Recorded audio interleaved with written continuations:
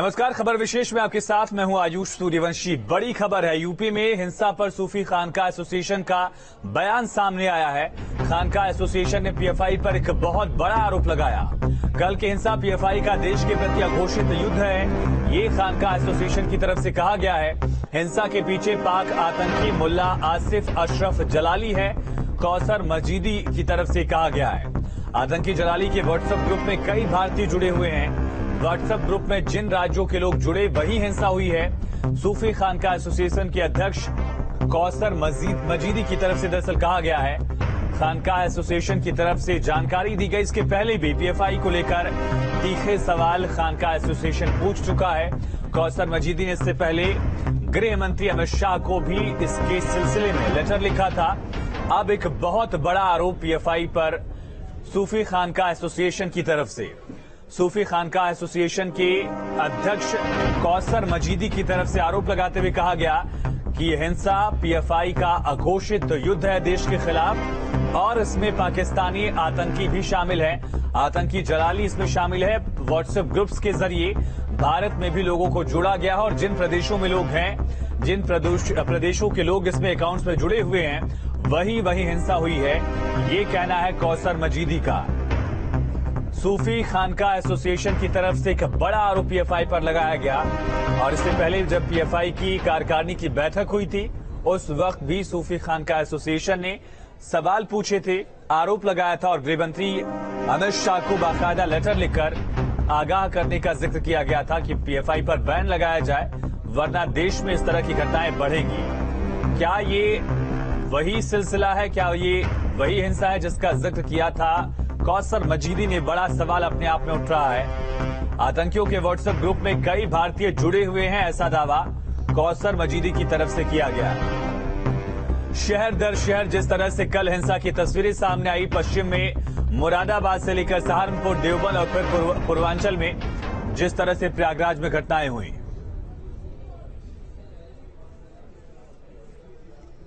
ADG law and order Prashant Kumar ने भी इसको लेकर बयान दिया है। क्या कहा एडीजी लॉ एंड ऑर्डर ने, देखिए। बुलडोजर के बारे में स्थानीय स्तर पे एक न्यायिक प्रक्रिया पूर्ण करने के बाद से अधिकारी डिसीजन लेते हैं, और उस संबंध में कोई मुख्यालय से आदेश नहीं जाता है, और ये बुलडोजर की कार्रवाई एक न्यायिक प्रक्रिया पूर्ण करने के बाद ही होती है, और वही चीजें स्थानीय प्रशासन द्वारा कानपुर में की गई है। बुलडोजर की कार्रवाई का जिक्र किया गया है, लेकिन बड़ी खबर इस वक्त की है सूफी खानका एसोसिएशन की तरफ से जो बड़ा बयान दिया गया है। पीएफआई पर एक बड़ा आरोप, कल की हिंसा पीएफआई का देश के प्रति अघोषित युद्ध है, ये कहना है खानका एसोसिएशन के अध्यक्ष कौसर मजीदी का। सीधा रुख करेंगे कानपुर का। संवाददाता अमित सिंह हमारे साथ लाइव कनेक्ट हैं। अमित, एक बहुत बड़ा आरोप, लेकिन आरोपों के पीछे दम क्या है? किस तर्क के आधार पर, किस तथ्य के आधार पर कौसर मजीदी ये बड़ा आरोप लगा रहे हैं?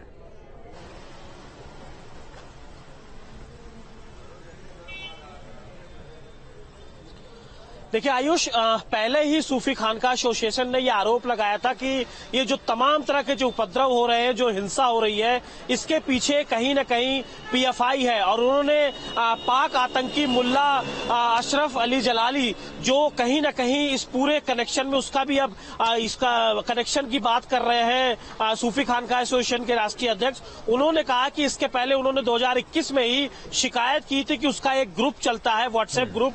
उस व्हाट्सएप ग्रुप में तमाम ऐसे लोग हैं जो उसके व्हाट्सएप ग्रुप में ऐड हैं, उस पर तमाम देश विरोधी बातें की जाती हैं, और जहां जहां हिंसा हो रही है वहां वहां ऐसे लोग उस व्हाट्सएप ग्रुप से जुड़े हुए हैं। इसके उन्होंने बाकायदा सबूत देकर देश के गृह मंत्री, प्रधानमंत्री और तमाम लोगों को चिट्ठी लिखी थी। लेकिन देखिए, अब उन्हीं जगहों पर ये कहीं न कहीं हिंसा देखने को मिल रही है, और जो ये हो रहा है इसके पीछे उन्होंने एक तर्क दिया है कि कहीं न कहीं जो पीएफआई रेडिकलाइज करती है लोगों को, जो उनका ब्रेन वॉश करती है, वैसे ही नौजवान युवक भी अगर आप तस्वीरों में देखिए तो उपद्रव हिंसा करते नजर आ रहे हैं। तो कहीं न कहीं उन्होंने इस हिंसा को एक अघोषित युद्ध की संज्ञा दी है। उन्होंने कहा है कि ऐसे संगठन पर तत्काल बैन होना चाहिए। तो लगातार जो आरोप लगाता आ रहा है सूफी खानका एसोसिएशन, उसने एक ये नई बात कही है कि कहीं न कहीं इसके पीछे पीएफआई और पाकिस्तान का कनेक्शन भी है, और ये एक गंभीर जांच का विषय है।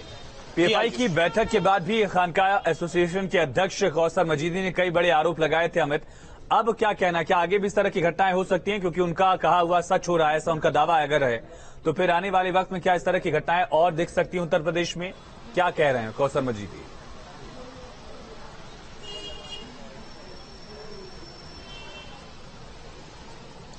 देखिए, उनका ये दावा है कि वो लगातार शिकायत करते आए हैं और न्यूज स्टेट ने उनके शिकायतों को, उनके शिकायती पत्रों को भी दिखाया था। और अभी जब 3 जून को कानपुर में हिंसा हुई थी तो उसी दिन शाम को उन्होंने न्यूज स्टेट से खास बातचीत में इस बात का दावा किया था कि जिस तरह से युवक दिख रहे हैं, चाहे वो 20-22 साल के हो, चाहे वो 25 साल के आसपास के हो, ऐसे युवकों को सीएआई रेडिकलाइज पीएफआई रेडिकलाइज करती है, उन लोगों को क्या नाम, उनका ब्रेन वॉश करती है। और ऐसी तस्वीरें आपको साल 2019-20 में दिखाई पड़ी थी जब सीए एनआरसी के दंगे हुए थे। तो ऐसे ही नौजवान युवकों को भी आगे कर दिया जाता है। कल आपने आयुष तस्वीरें देखी होंगी प्रयागराज में भी ऐसे ही नौजवानों को आगे करके पत्थरबाजी कराई जाती रही थी। और उन्होंने बाकायदा सबूत के साथ, उनका दावा है कि उन्होंने सबूत के साथ शिकायत दर्ज की थी और शिकायत की चिट्ठी भी लिखी थी। लेकिन एक दुर्भाग्य है कि अभी तक पीएफआई जैसे संगठन पर बैन नहीं लगाया गया है। और देखिए, हर दिन अमित आप बने रहिए और अपडेट्स आपसे लेंगे।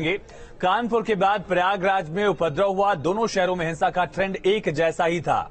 नाबालिगों, सोशल मीडिया और पत्थरबाजी का इस्तेमाल समेत कई समानताएं दिखती हैं, सिमिलरिटीज हैं। आशंका है कि अमन के दुश्मन दूसरे शहरों में भी ऐसी साजिश रच सकते हैं। देखिए, प्रयागराज में कानपुर वाली साजिश। जुमे की नमाज के बाद हुआ प्रदर्शन। मुंह ढककर प्रदर्शनकारियों ने किया तांडव। कानपुर में धधकती हिंसा की चिंगारी ठीक 7 दिन बाद फिर जुमे के दिन प्रयागराज में भड़की। प्रदर्शनकारियों ने पत्थरबाजी और आगजनी की। कुछ ही पल में हालात बेकाबू हो गए। अब आप कानपुर और प्रयागराज में हुए उपद्रव की तस्वीरें देखिए।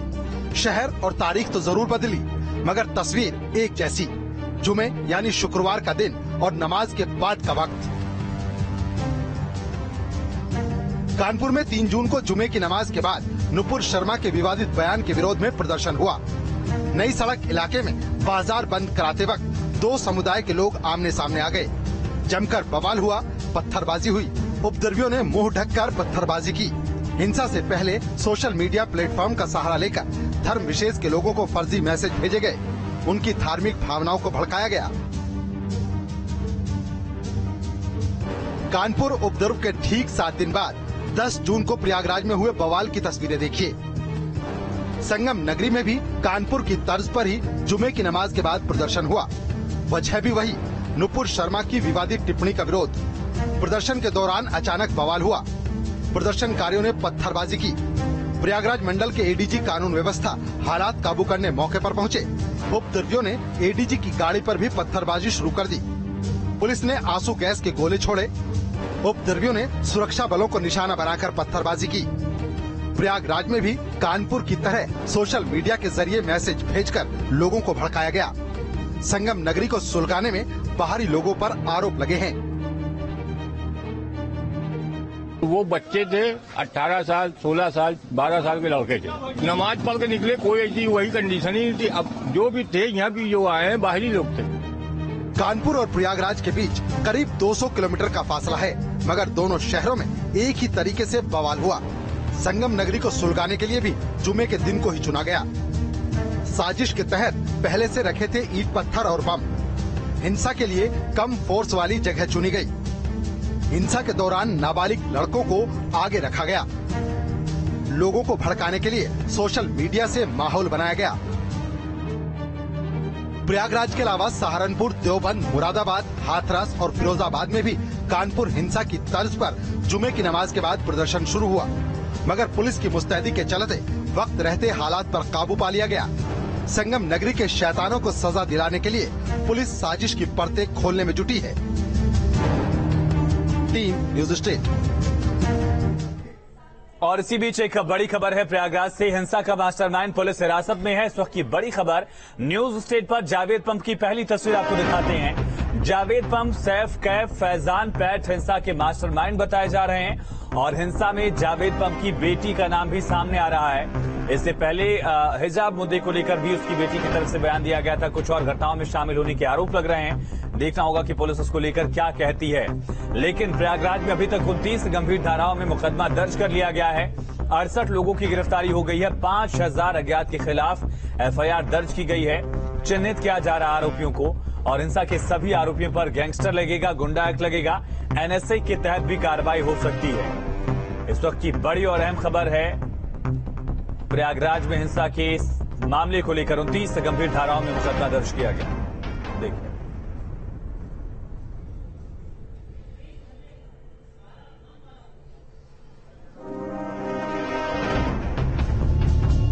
प्रयागराज हिंसा के आरोपियों पर पुलिस ने एक्शन तेज कर दिया है। सीएम योगी के कड़े निर्देश के बाद आरोपियों की अवैध संपत्ति पर बुलडोजर चलाया जा रहा है। साथ ही आरोपियों पर एनएसए और गैंगस्टर एक्ट के तहत कार्रवाई के निर्देश भी दिए गए हैं। मुकदमा दर्ज करना, गिरफ्तारी करना, जेल भेजना तो एक चरण है। उसके अलावा उनपे गैंगस्टर एक्ट और एनएसए के तहत भी कार्रवाइयां अमल में लाई जाएंगी। दूसरी तरफ हिंसा का मास्टरमाइंड जावेद पंप को पुलिस ने हिरासत में लिया है और उसने पूछताछ में कई चौंकाने वाले खुलासे किए हैं। जावेद पंप ने खुद ही बताया कि उसकी एक बेटी है जो जेएनयू में पढ़ती है और उसके व्हाट्सएप मैसेजेस देखे गए उनके मोबाइल में, तो कुछ संदिग्ध मैसेजेस लग रहे हैं। उसकी जांच की जा रही है। उस मैसेजेस के पीछे की मंशा को पता किया जा रहा है। बाकी मोहम्मद जावेद उर्फ जावेद पंप का देखा गया तो तमाम नंबर डिलीटेड हैं, तमाम व्हाट्सएप चैट डिलीटेड हैं। तो उसकी मोबाइल को एफएसएल भेजा जाएगा, लेबोरेटरी भेज के उसमें सारे जो डिलीटेड चीजें हैं उसको रिकवर कराई जाएंगी। एक चीज जरूर उसमें मिली है कि 10 जून को भारत बंद का आह्वान उसमें किया जा रहा है और ये कहा जा रहा था कि स्टेटस पे इसको लगाया जाए। पुलिस का कहना है कि प्रयागराज में पूरी प्लानिंग के साथ हिंसा की गई थी। कानपुर हिंसा के बाद से इसकी तैयारी की जा रही थी। प्रयागराज हिंसा मामले में अब तक 68 लोगों को गिरफ्तार किया गया है, जिनमें 29 उपद्रवियों पर गंभीर धाराओं में मुकदमा दर्ज किया गया है। वहीं 5000 अज्ञात लोगों पर एफआईआर भी दर्ज की गई। पुलिस का कहना है कि हिंसा के सभी आरोपियों पर गैंगस्टर और गुंडा एक्ट लगेगा। प्रयागराज से अनिल यादव और मानवीर प्रताप सिंह के साथ टीम न्यूज स्टेट। तो आरोपियों के खिलाफ लगातार कार्रवाई हो रही है। जो आरोपी थे जिनकी पहचान नहीं हो सकी है उनको चिन्हित भी किया जा रहा है। ज्यादा जानकारी के साथ संवाददाता अनिल यादव प्रयागराज से और साथ साथ राजधानी लखनऊ से हमारे साथ संवाददाता अविनाश सिंह लाइव कनेक्ट है। अमित लगातार कानपुर से हमारे साथ बने हुए हैं। अनिल, अब हालात कैसे हैं, पुलिस कार्रवाई कैसे कर रही है और जावेद पंप के बारे में क्या अहम सुराग अब तक पुलिस को मिल पाए हैं गिरफ्तारी के बाद? देखिए, पहले हम यहाँ का सूरत हाल आपको दिखा देते हैं। सड़क देखिए सन्नाटा पसरा हुआ है। यहाँ पर अमूमन रोज बहुत भीड़ रहती थी क्योंकि बहुत ये कंजेस्टेड इलाका है, बहुत घनी आबादी वाला इलाका है और यहाँ तमाम खाने पीने की दुकानें हैं, रेस्टोरेंट हैं, बाजार हैं और हैवी ट्रैफिक रहता था। लेकिन इस वक्त सिर्फ पुलिस के जवान, पुलिस की गाड़ियां ही नजर आ रही हैं, बाकी सन्नाटा पसरा हुआ है। टेम्परेचर यहाँ लगभग 46 से 47 डिग्री सेल्सियस है। गर्मी बहुत ज्यादा है और तमाम जो सुरक्षा कर्मी हैं, सिक्योरिटी पर्सनल हैं, उन्होंने शेल्टर ले रखा है, छांव में कहीं ना कहीं वो दुबके हुए हैं और स्थिति पर नजर बनाए हुए हैं। एडीजी और एसएसपी लगातार बस्तियों के अंदर, गलियों के अंदर फ्लैग मार्च कर रहे हैं, फुट मार्च कर रहे हैं और कानून व्यवस्था बनाए रखने में जो है अपना योगदान दे रहे हैं और दिशा निर्देश अपने सुरक्षा कर्मियों को दे रहे हैं। बाकी रही बात मोहम्मद जावेद उर्फ पंप की, उसको पुलिस ने हिरासत में ले लिया, उससे पूछताछ हो रही है।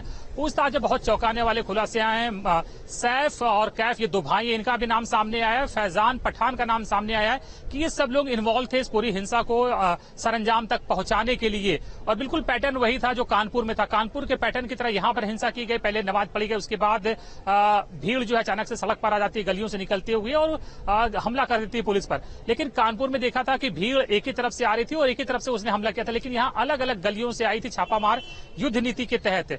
और जो जावेद पंप है मास्टरमाइंड, उसने बताया है कि उसकी बेटी जेएनयू में पढ़ती है और इसके बाद उसकी बेटी भी पुलिस के रडार पर आ गई है क्योंकि पुलिस का कहना है कि वो खुरापाती मिजाज की है। वो भी इस तरह के मैसेजेस सर्कुलेट करती है, भड़काऊ बयान देती है, भड़काऊ मैसेजेस फॉरवर्ड करती है और उसकी भूमिका की भी जांच हो रही है। दिल्ली पुलिस से संपर्क साधा गया है। दिल्ली पुलिस से जाहिर बात है कि जल्दी हिरासत में लेगी जावेद पंप की बेटी को और उससे पूछताछ करेगी और प्रयागराज पुलिस की भी एक टीम दिल्ली जा सकती है। तो नए नए खुलासे हो रहे हैं। 68 लोग गिरफ्तार कर लिए गए। 29 धाराओं में, गंभीर धाराओं में मुकदमा दर्ज हुआ है। 5000 से ज्यादा लोग अज्ञात में आरोपी बनाए गए हैं। जाहिर बात है कि अभी लोगों को यहाँ पर राहत मिलने वाली नहीं है दंगाइयों को। और दूसरी बात, आज दूसरा ही दिन है और आज प्रयागराज विकास प्राधिकरण, राजस्व की टीम और नगर निगम एक्टिव हो गई है और ये इस तरह की जो दुकानें बनी हुई हैं और जो मकान बने हुए गलियों में, उन सब की नपाई जोखाई हो रही है। नपाई मतलब उनके नक्शे देखे जा रहे हैं कि किसके नक्शे वैध हैं, किसके अवैध हैं। और जब नगर निगम लोग यहाँ पर इन दुकानों की पैमाइश कर रहे थे तो उनका कहना था ये बाहर जो बना हुआ है, जितना भी स्ट्रक्चर बना हुआ है, वो अतिक्रमण के दायरे में, वो अवैध है। तो जाहिर बात है कि बुलडोजर अब अटाला में जल्द ही गरजने वाला है। और हमने जब ये एसएसपी अजय कुमार से पूछा क्या बुलडोजर चलेगा, तो उन्होंने कहा निश्चित ही इसमें कोई दो राय नहीं है कि जो अवैध अतिक्रमण है, अवैध निर्माण है, उस पर बुलडोजर चलकर ही रहेगा।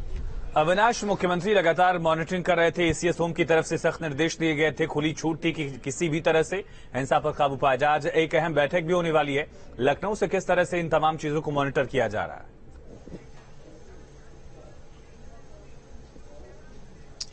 देखिए आयुष, प्रदेश के कई शहरों में जिस तरीके से पत्थरबाजी की घटना सामने आई है उसको लेकर सरकार बेहद गंभीर है। और आज मुख्यमंत्री ने एक बैठक, चूंकि टीम 9 की जो बैठक हुई, उस बैठक में साफ तौर पर पुलिस को यह निर्देश जारी किया गया है कि इन घटनाओं में शामिल कोई भी दोषी किसी भी हाल में ना बख्शा जाए। हालांकि मुख्यमंत्री ने यह भी पुलिस से कहा है कि पुलिस को इस बात का ध्यान रखना पड़ेगा कि किसी निर्दोष को इन घटनाओं में किसी निर्दोष को सजा ना हो। लेकिन देखिए, जिस तरीके से चाहे कानपुर का मामला हो, प्रयागराज का मामला हो, इसको लेकर अब सरकार काफी सख्त हो चुकी है और चूंकि कार्रवाई भी शुरू हो चुकी है।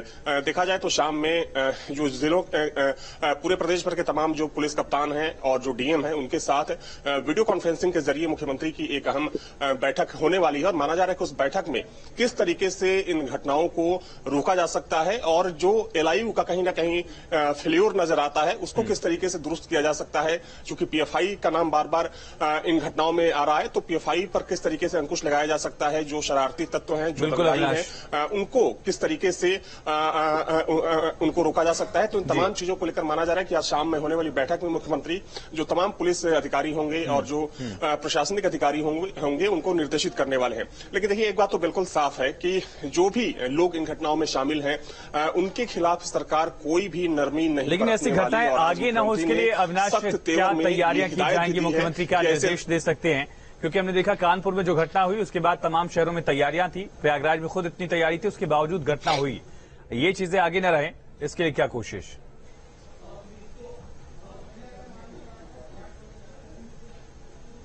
अविनाश,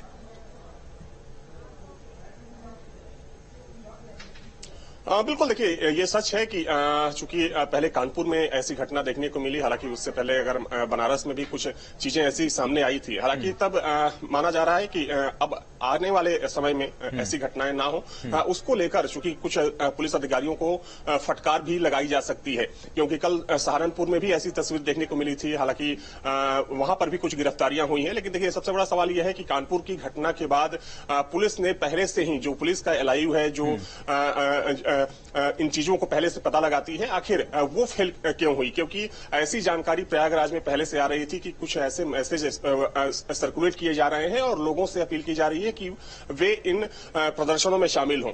तो निश्चित तौर पर एक जाहिर सी बात है कि एक बड़ा सवाल है कि कानपुर की घटना के बाद अगर समय रहते तमाम जिलों की जो पुलिस है पहले से सचेत होती या ऐसे लोगों को धरपकड़ करती तो शायद ऐसी घटनाएं ना होती। हालांकि माना जा रहा है कि अब जो आज की बैठक होने वाली है, उस बैठक में किस तरीके से इन घटनाओं पर पूरी तरीके से लगाम लगाई जा सके, उसको लेकर मुख्यमंत्री सभी जिलों की जो पुलिस और प्रशासनिक अधिकारी हैं उनको निर्देशित करेंगे। बिल्कुल अमित, कानपुर में अब बुलडोजर पहुंच चुका है, कार्रवाई की जा रही है। कितना अहम है सबक सिखाना ऐसे दंगाइयों को, ऐसे उपद्रवियों को, ताकि आगे इनकी ऐसी हिमाकत न हो?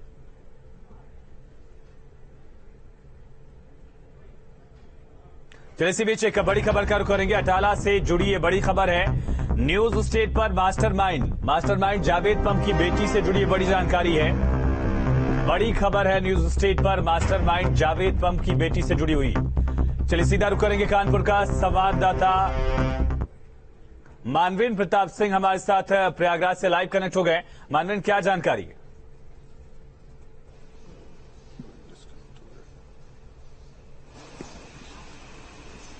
मानवेंद्र, आवाज आ रही है आपको? चलिए, इस वक्त की बड़ी खबर यह है कि न्यूज स्टेट पर मास्टरमाइंड जावेद पम की बेटी से जुड़ा एक बड़ा खुलासा, क्योंकि जावेद पंप हिरासत में है। जावेद पंप की बेटी हिजाब मामले को लेकर बहुत वोकल थी, जेएनयू में पढ़ती है, साजिश में शामिल हो सकती है, इस बात की जानकारी पुलिस ने दी है और प्रयागराज पुलिस दिल्ली पुलिस से कांटेक्ट करेगी, गिरफ्तारी भी की जा सकती है, ये भी जानकारी है। तो हिंसा में जावेद पंप की बेटी का नाम भी सामने आ रहा है। इस वक्त की बड़ी और अहम खबर, प्रयागराज में शुक्रवार को हिंसा के बाद इलाके में तनावपूर्ण हालात बने हुए हैं और पुलिस आरोपियों की तलाश में लगातार जुटी है। मानवेंद्र, क्या जानकारी आपके पास?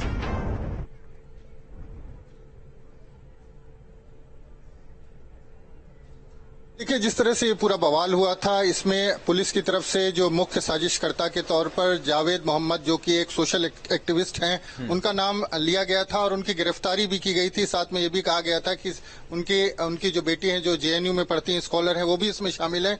तो आफरीन है हमारे साथ, जावेद मोहम्मद की बेटी है, उनसे बात कर लेते हैं सीधे। आफरीन, ये बताएं कि जिस तरह से आपके जो फादर हैं, उनका नाम लिया गया और रात में उनकी गिरफ्तारी भी हुई, तो क्या कहेंगे इस पूरी गिरफ्तारी किस तरह से देख रहे हैं?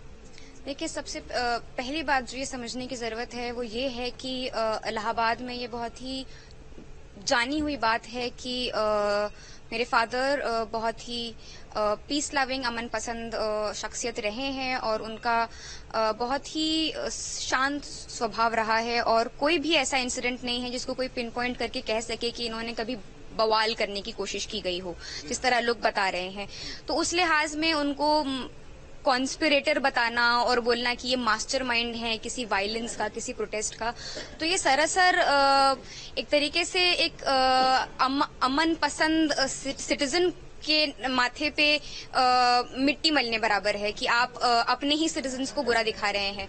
और साथ ही साथ जिस तरह से उनको डिटेन करा गया है उसके बारे में बात करना बहुत जरूरी है, क्योंकि उनको जब डिटेन करा गया तो ना कोई अरेस्ट वारंट था, ना कोई डिटेंशन लेटर था, ना कोई नोटिस थी। पुलिस ने कुछ नहीं बताया कि वो उनको कहाँ ले जा रहे हैं, क्यों ले जा रहे हैं, जबकि पुलिस ने हम लोगों से सिर्फ इतना बोला कि एसपी साहब अब्बू से बातचीत करने के लिए ले जा रहे हैं। और अब बता रहे हैं कि बातचीत में पता नहीं क्या ऐसा निकला कि बड़े अधिकारी बयान दे रहे हैं, वो लगातार ये कह रहे हैं कि नहीं, जो पूरा बवाल हुआ वो उन्होंने ही कराया है और उसके पीछे जो तमाम सोशल नेटवर्किंग साइट हैं, सोशल मीडिया है, उस पर तमाम तरह के मैसेज आए। आप चूंकि सोशल एक्टिविस्ट रही हैं, आपसे पहले भी कई बार बात हुई, आपका भी नाम ले रहे थे कि आपका भी उसमें कुछ इन्वॉल्वमेंट हो सकता है। तो क्या वजह थी कि उन्होंने आपको ही, आपके अब्बू को और आपका नाम लिया है? क्या इसके पीछे कोई साजिश आपको दिखाई देती? क्या वजह थी?